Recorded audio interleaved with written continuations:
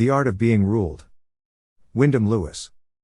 Original publication 1926. 1989 edition. Narrated by Skeptical Waves. Part 5.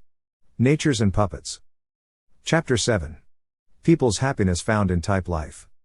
As in another essay, I have examined very thoroughly the idea of class. I will not go into it here. I need only in conclusion make a few remarks with regard to it. If from the standpoint of philosophy the Sorlean science of class is negligible, and even rather childish, from a practical standpoint it is of great importance, and of the utmost potentiality. An esprit de corps can be worked up about anything. The regiment is the unit of discipline and romance, rather than the region from which it comes. And a proletarian class obsession is essential to bind together the proletariat, whatever that may be. Without some such fictitious, artificial, as Sorel says, bond it would fall to pieces. And even the parade of objective science and historical paraphernalia is justified if it is understood by the director of the movement which it is seeking to save. Actually, again, the more you specialize people, the more power you can obtain over them, the more obedient they are. To shut people up in a watertight, syndicalized, occupational unit is like shutting them up on an island.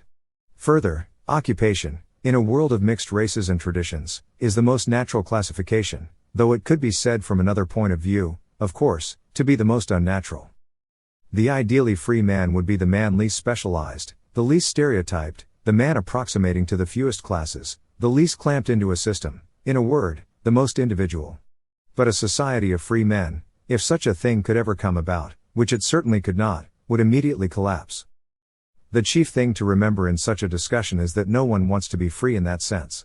People ask nothing better than to be types, occupational types, social types, functional types of any sort.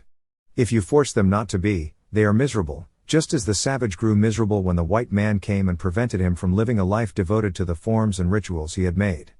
And if so forced, by some interfering philanthropist or unintelligent reformer, to abandon some cliché, all men, whether white, yellow, or black, take the first opportunity to get their cliché back, or to find another one.